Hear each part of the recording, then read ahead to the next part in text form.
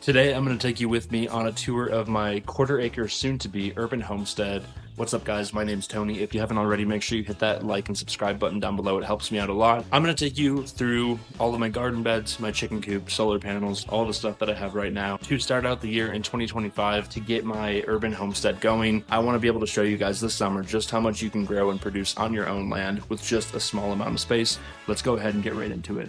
As you can see, this is my backyard. I have about a quarter acre of property, and there's a lot going on in my backyard. There's more to it around the right-hand corner, but I'll get to that in just a second. Right away in view are a few different fruit trees that I put in earlier last summer, and they are Red Delicious, Golden Delicious, and Honeycrisp in variety. This is a new addition this year. I just installed this little fence. It's definitely nothing fancy, but I don't have a ton of money, so I use what I can. An issue I was having with this garden bed last year was that cats were peeing inside of it, and my chickens were getting inside of it, so it did not stand a chance. I tried to grow some grapes and then some other things. It's in a really good location for sun. It's in a good location for drainage. However, with a bunch of cats trying to pee in it and my chickens trying to eat anything that's alive, again, this garden bed did not stand a chance. So I installed this fence in the fall of 2024, so hopefully everything will be good in the summer of 2025.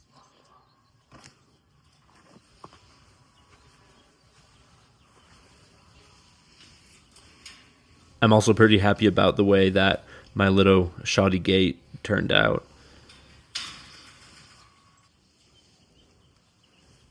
So here is another view of my fruit trees. This is the Honeycrisp apple. I got those as whips last year from Tractor Supply, so they're probably gonna take a couple years before they bear fruit, and by a couple I mean probably 5. Here's my yellow delicious apple. We'll see if it actually grows or not. And the one right behind it is the red delicious, I believe. I get them a little bit confused. And in the way back there, you can see a random variety of apple tree. It should start producing apple trees this year for the first time. There's my little strawberry patch in gray, and here is my chicken coop.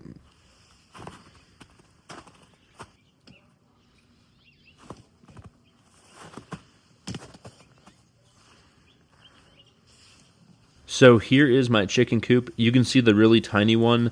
That was from last summer. However, that didn't work. So what I did is I took my big shed. It's about 12 by 12, and I converted that into a chicken coop. Now, this is probably my favorite thing about this chicken coop, and this is the automatic sliding door. Right now, I have it set to open when the sun comes up, and I have it set to close when the sun goes down. So check this out.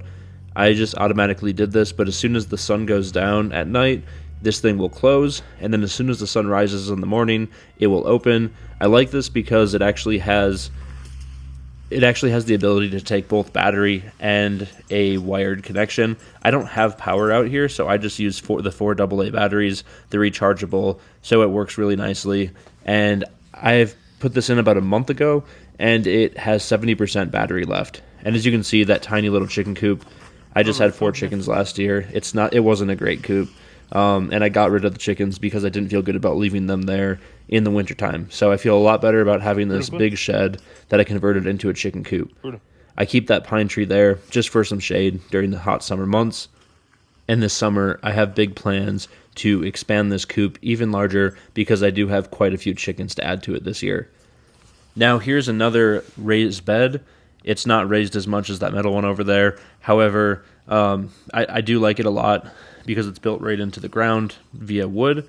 This is another one that I added a gate to last summer because, again, the cats were peeing in it and the chickens were getting into it and destroying everything.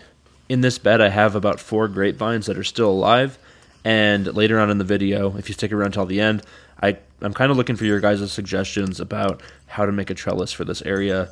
I want to grow grapes and then a few other vegetables in this spot. I think it'll be really protected from the chickens. I don't know about the grasshoppers, though. I got chickens to keep the grasshoppers down last year. However, I feel like if I just cut this off from the chickens, the grasshoppers might come through and destroy my grapes again, but I guess only time will tell. If you have any suggestions about what else I should plant in here besides grapes, let me know. You can see that the clover that I planted last fall, it only worked so well because at the time the chickens still had access and they got to peck through. However, it did cover some of the raised bed, and the clover's already starting to come back out, and it's only February here in western Colorado. There's another view of the chicken coop, but here is my big garden bed. This is around 12 by 12 or so, and I can fit quite a few crops in here. However, the soil is not the best, so I think I'm going to change that out this summer, or at least amend it severely, because it's very full of clay. So it doesn't make for the best growing medium. I think this summer I'm going to plant a lot of the same things I did last summer: some beans, peas, carrots, cabbage, broccoli, lettuce, peppers, and onions, and a few other things. I'll definitely succession plant this year. I think that's going to look really nice, and I can't wait for what it all looks like. This area over here is another area I was hoping that grapes would take off in. However, my chickens got to it, and I never got a chance to get around to put a fence around it, so I think I'm going to fix that this year. Over in this area, I have plans to make a berry patch. I had plans to do that last summer. However, as you can imagine, the grasshoppers and the chickens got into this, so I still have to fence this whole area off. I know it's really hard to tell from the camera, but this is actually a pretty big area. So I right now have raspberries that will come back. I have a couple blackberries that'll come back, and I have a few huckleberries that will come back. So I'm excited to see how that looks here in a couple months. My favorite part about this area, other than the fact that I can grow things, is the mountain view in the background. That's just something that you don't get everywhere around this country, and here in western Colorado, we live right in the middle of it. Here's one of the peach trees that I planted last summer. I planted this as a whip, just like I did with the apple trees and the plum trees and the other parts of the yard, so we'll see how big that gets this year, but I don't expect any fruit for at least another 4 years or so. Right here is a pear tree. Now this pear tree is about 3 years old, and I do expect to get some kind of fruit from it within the next 2 years or so because I planted this guy in the fall. You can tell that it's noticeably bigger than those other whips that I got. The whips are literally just sticks. This pear tree is several years old, and it has a bunch of branches, so I have really high hopes for it. One thing on this property that helps cut costs are the solar panels. You can see that I have solar panels on top of my garage and on top of my house. Now, here is another garden bed. This is one that I use exclusively for herbs, to make teas and other things with. You can see some sunflowers from last summer, but last year I had like mint and cilantro and parsley, thyme, tarragon, oregano, all those different types of herbs, and they grew really well in this area. However, if you are a fellow western Colorado or a Colorado gardener in general, or a high latitude or a high altitude gardener, you want to make sure that you invest in some shade cloth because the sun gets extremely intense out here. So you want to just make sure that you're covered with the shade cloth from about May through September.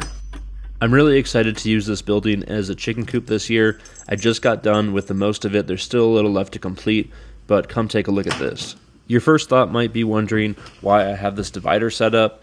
The idea here is that I'll be able to keep a couple quail over on this side, and on the other side it is for all of my chickens. But you can see this thing comes with a window, and there are a couple of ventilation passageways through the top of the chicken coop to keep this thing ventilated so moisture and heat don't build up in the summertime. And I put up that kind of ugly black wall because you can see that's where one of the roosts are, and chickens tend to poop the most when they're at their roost. Now check out the other side of this. Now you can see the hole with my automatic door opener and a couple nesting boxes that I've drilled into the walls. I still have to put in a protective layer for the ground, and I'm really debating on sand versus pine shavings or something like that. So let me know in the comments what you think, if I should do sand or pine shavings or some other type of medium. It's been a while since I've had a chicken coop that's this big, and there again you can see the windows, and then above the windows, out of sight of the camera, there are some vents. So I don't expect for it to get too hot in here. However, I'm definitely going to monitor the temperatures. So here is another view of my herb garden. You can tell that it's not the best work, but I will make improvements in the spring and summertime in 2025 here. So as you can tell, the yard is an absolute mess because what you're looking at right now are 5 different fruit trees that I recently just trimmed up for the year. If you prune your fruit trees, you want to make sure you do that in the late winter time. So I have a peach, apple, plum, pear, and cherry tree here, and then this little area in the middle is where a fountain goes along with a bunch of potted plants. I'm going to keep my chickens away from this area this year so my potted flowers and other plants actually thrive this time. For those of you wondering, these are my dogs in the background. One of them is an Alaskan Kleekai, and one of them is a Jack Russell Terrier. I tried to get a better shot of my solar panels, but my camera was just not cooperating with me today. Here are my baby chicks. They are going to get moved tonight. Half of them are going to stay here, and the other half are going to get split into another brooder. They're just getting too big, and the amount of work that they are taking takes a lot of time because I have to frequently change their water and have to frequently change their food. This isn't going to change very much by splitting them up. However, it should keep them a little bit more relatively clean, and if nothing else, it lets them spread out a little bit more so they're not so cramped in here. These chicks are only 3 weeks old. They just turned 3 weeks yesterday, so they have about 4 more weeks or so because it's still really early in the year before I put them back out into the coop. Here is the brooder for my 18 jumbo Quail quail. You can see that I am not using a heat lamp. I am using a brooder heater, which is actually pretty handy. In the water, those things that you're looking at are little gems that I got from Walmart from the aquarium section because these quail are so small. I just don't want them to drown. One drawback to some people is that with the brooder heater, it works really well. However, the quail will not come out for most of the day because they like to stay under there where it's warm, so you can't really see them. However, this is only using about 25 or so watts instead of the 250 watts that a heat lamp will use, so this just makes it a lot more safe to use, and it's a lot more cost-effective electricity-wise.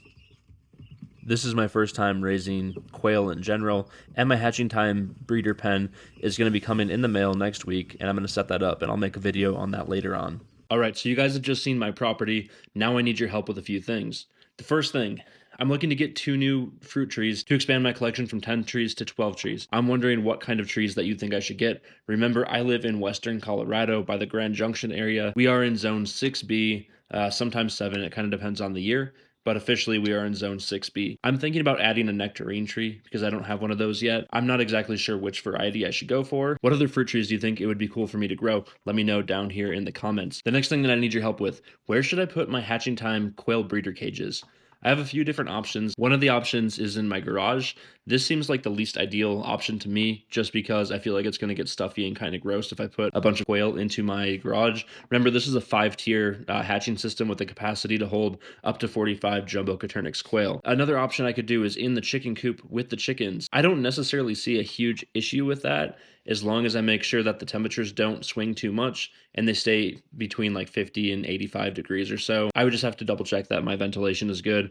I'm just worried if anybody else has had problems with quail getting chicken diseases or chickens getting quail diseases. I'm not really experienced with quail so much. Maybe that's a good idea. And then a third option would be underneath my gazebo. It would be under a canopy where it wouldn't really get direct sunlight, and I can't imagine it getting more than about 85 degrees in the summertime, even though it gets 95 to 100 degrees outside because it would be in the shade. So those are 3 different options. I also have to factor in winter time, so I'm not sure exactly how warm the chicken coop's going to stay during the winter. So maybe in the winter I have to bring my quail into the garage and just deal with it for a few months. And also outside, if I put these quail under the canopy outside, we still get really extreme winds here, and I know that can make quail kind of weird. So if you know any modifications to the hatching time 5-tier system, offer your suggestions down in the comments. I'm really just looking to start this right so I don't have to backtrack and change things up in the near future. And then lastly, I need your advice for grape trellising. Last year I planted a bunch of grape plants around my property. A few took off really well, mostly because the chickens that I let free range last summer